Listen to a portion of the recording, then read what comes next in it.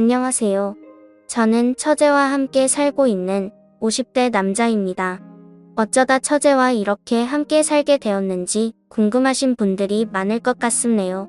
처음부터 처제와 같이 살게 된 것은 아니었고 그 전까지는 집사람과 함께 둘이 알콩달콩 살아가고 있었습니다. 저와 집사람은 대학생 때 처음 서로를 알게 되었고 그때 당시 저는 재수생이었습니다. 공부를 못했다기보다 집에 좋지 않은 일이 있어서 그 당시 대학교를 꿈도 꾸지 못했죠. 아버지의 사업이 넘어가서 빚쟁이들에게 쫓겨다니느라 집을 계속해서 바꿔서 도망다니기 바빴었습니다. 대학교 지원은 커녕 고등학교도 제대로 나가지 못해서 출석 일수가 부족해 혹시나 졸업도 못할까봐 전전긍긍하며 지냈었네요. 그래도 다행히 아버지의 지인들께서 도와주셔서 반년 만에 어느 정도 상황은 나아졌었죠. 결국 저는 다시 공부를 이어갔고 그렇게 일반적인 남들보다 1년 늦게 대학에 진학하게 되었습니다. 그렇게 입학한 대학교에서 처음부터 허둥거려서 기숙사를 신청하는 시기도 놓치고 말았습니다. 그래서 이 일을 어쩌나 방황하던 중 괜찮은 하숙집이 있다는 정보를 친구가 알려주더군요.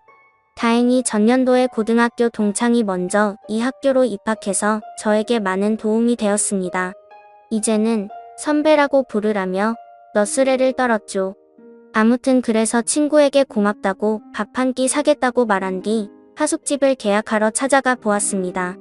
아직 계약하기 전이라 아무도 없겠지 싶었는데 한 어린 여학생이 문을 열어주더군요. 순간 놀라서 당황하며 아무 말도 못하고 있자 여학생은 저에게 말을 걸었습니다. 하숙집 보러 왔어요? 고개를 끄덕거리자 뒤돌아 큰 목소리로 엄마 하고 외치더군요. 순간 하숙집 딸이구나 라는 것을 알게 되었습니다.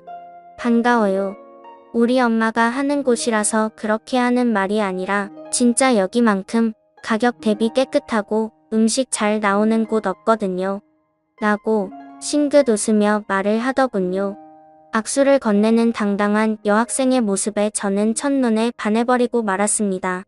마치 어른처럼 세련되고 자연스럽게 손을 내미는 여자는 난생 처음 보았거든요. 저는 그렇게 홀린 듯 하숙집을 계약하게 되었습니다. 알고 보니 여학생은 저와 같은 그 해의 신입생으로 같은 학교를 다니게 되었다고 하더라고요. 게다가 우연인지 인연인지 그녀와 저는 전공마저 똑같아서 급속도로 친해지게 되었죠.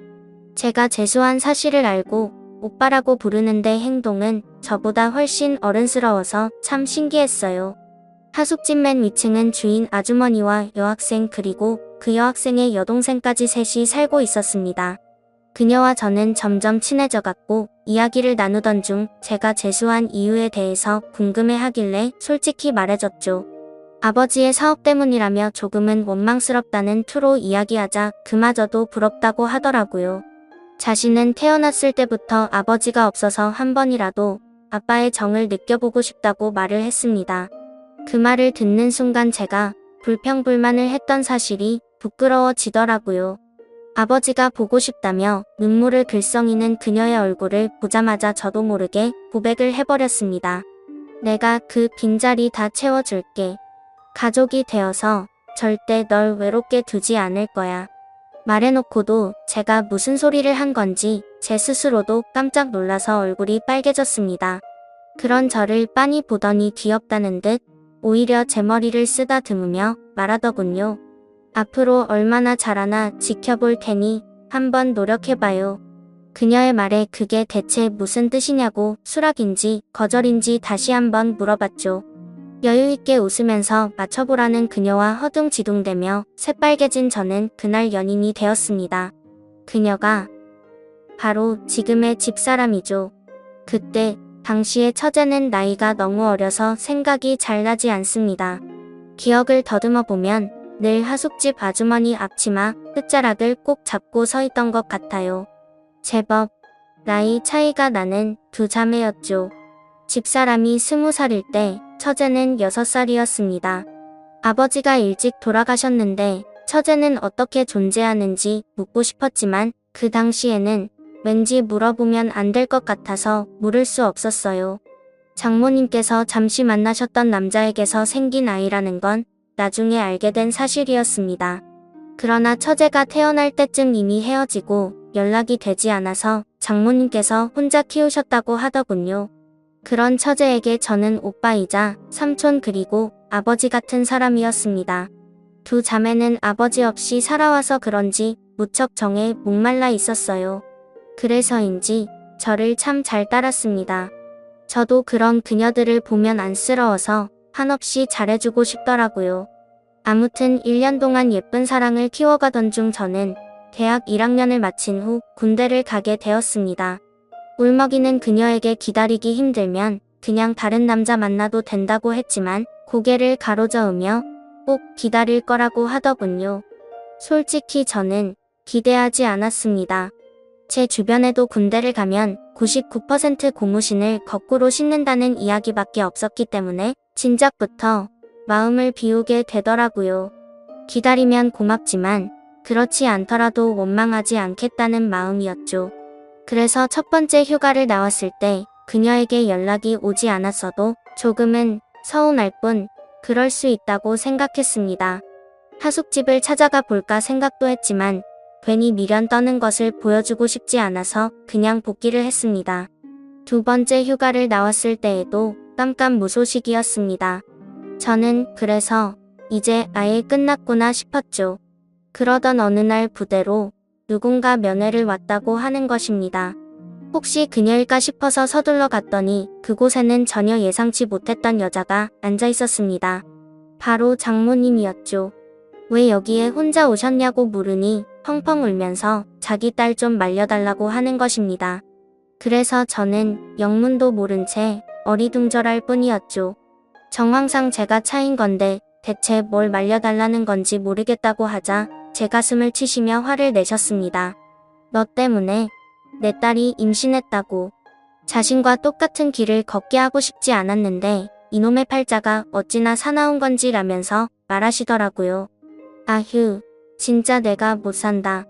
너한테 민폐 끼치지 않겠다고 혼자 나와서 기른다는데 내 속이 다 썩어 문드러지겠다.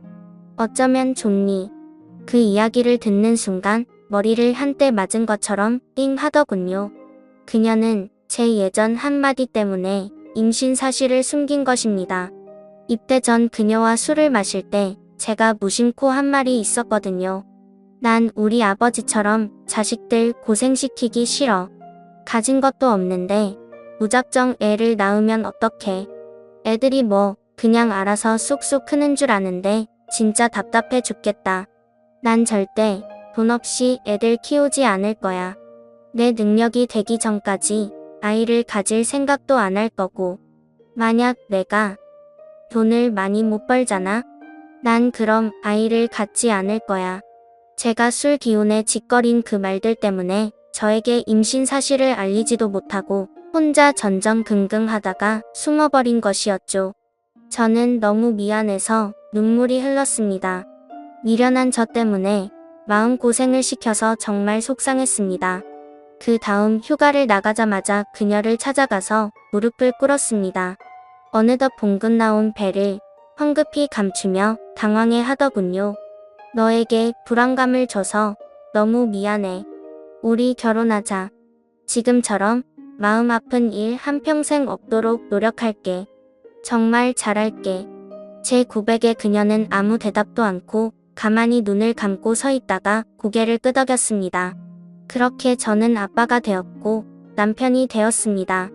저희 부모님은 저를 크게 혼을 낼 줄 알았는데 기왕 이렇게 된 거 어떻게 하냐며 남자답게 책임지라고 하시더군요. 다행히 반대하는 사람 없이 행복하게 우리는 결혼할 수 있었습니다. 군인일 때 결혼식을 올리기도 조금은 애매해서 제대를 한 후 진행하기로 했습니다. 집사람도 배가 점점 불러와서 차라리 아이를 낳고 웨딩드레스를 입고 싶다며 그때 가서 식을 올리는 게 좋다고 하더군요. 휴가 나온 날 혼인신고를 미리 하러 동사무소에 가는데 참 기분이 싱숭생숭했습니다. 내가 유부남이라니. 곧 우리를 쏙 닮은 아이가 생긴다니 정말 믿겨지지 않았죠. 무사히 출산을 하고 휴가 때마다 커가는 아이의 모습을 보며 혼자 육아를 담당하는 집사람에게 참 미안하고 고마웠습니다. 장모님도 많이 도와주셔서 다행이라고 생각이 들었어요. 이제 막 초등학교에 올라간 처제는 마치 자신의 동생이 생긴 것 같다며 좋아했죠. 언니이자 이모가 된 처제는 어린 나이에도 스스로 나서서 분유도 먹이고 기저귀도 갈아주는 등 그 나이대에 아이들과 달리 기특한 모습을 보였습니다. 제대 후 우리 둘 다 아직 학생의 신분이라서 졸업 전까지 장모님네 하숙집에서 신세를 지기로 했어요.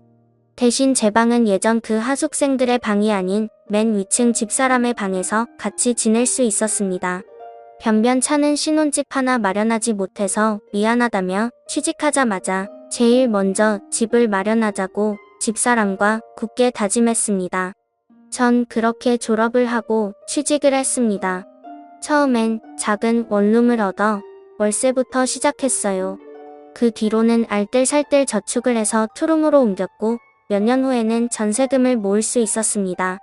만약 서울이면 엄두도 못 냈을 텐데 지방 도시라서 그나마 가능했던 것 같네요. 그렇게 알콩달콩 살아가고 있을 무렵 불행의 시작을 알리는 전화벨이 울렸습니다. 웬만하면 근무 시간에 전화를 잘하지 않는 집사람인데 대체 무슨 일이지 싶어서 전화를 받았습니다. 아내는 울먹이는 목소리로 장모님께서 쓰러지셨다고 하는 것입니다. 지금 구급차로 이동 중인데 너무 무섭다며 와줄 수 있냐고 하더군요. 저는 곧바로 병원으로 달려갔습니다. 그곳에서는 우리 딸과 처제를 부둥켜 안고 울고 있는 집사람이 있었죠. 그날 그렇게 허망하게 장모님께서는 갑작스러운 심근경색으로 세상을 떠나셨습니다.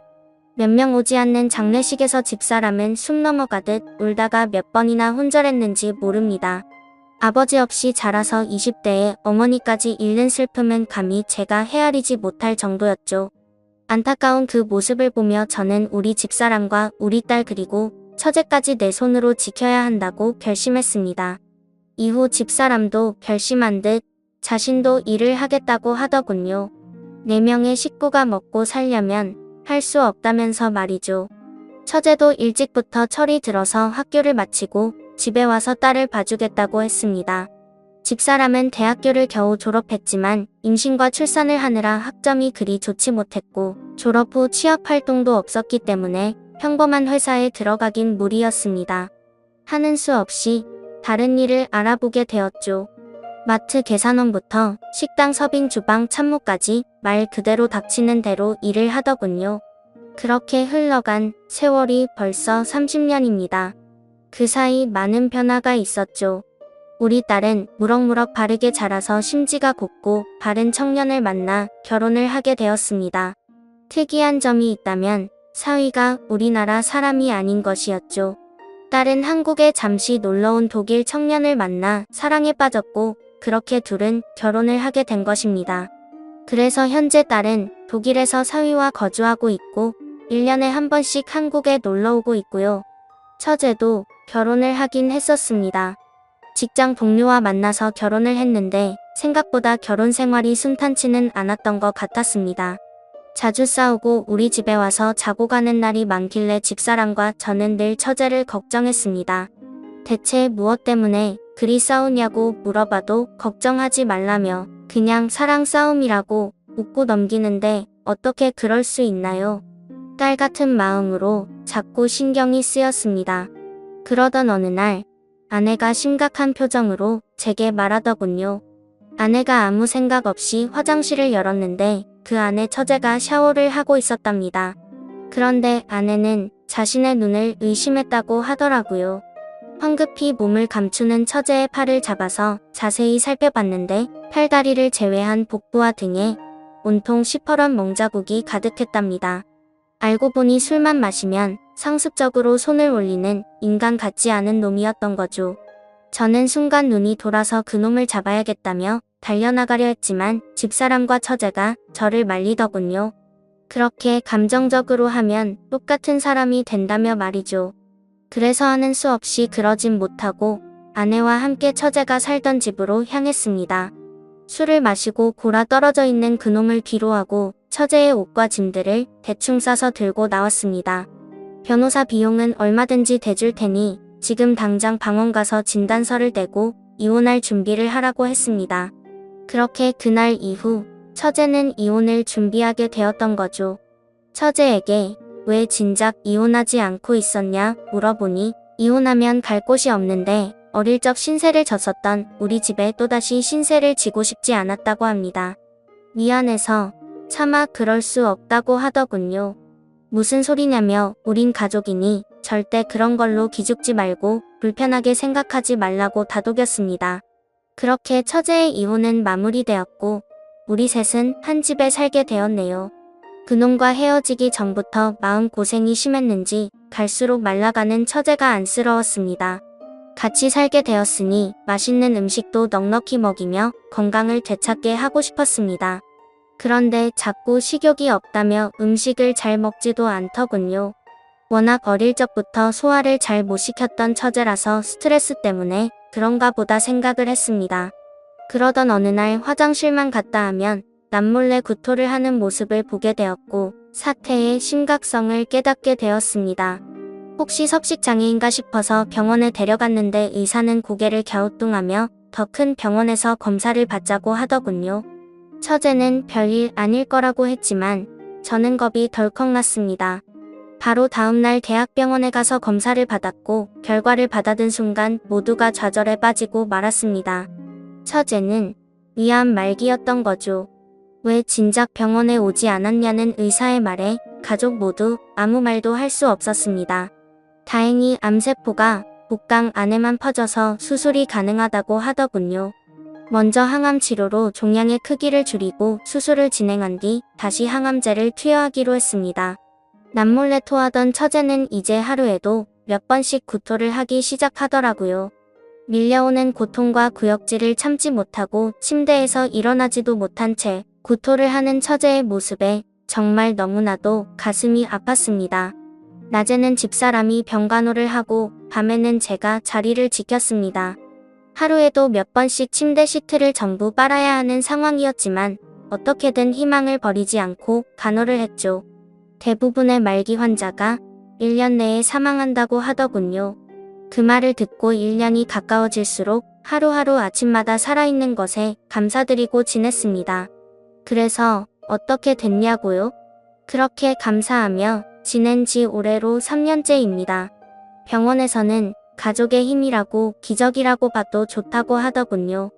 하지만 5년 생존율은 5%도 안 된다고 하니 안심하지 말고 매일같이 최선을 다해서 돌보고 있습니다. 남들이 들으면 왜 그렇게 최선을 다하냐고 묻더군요.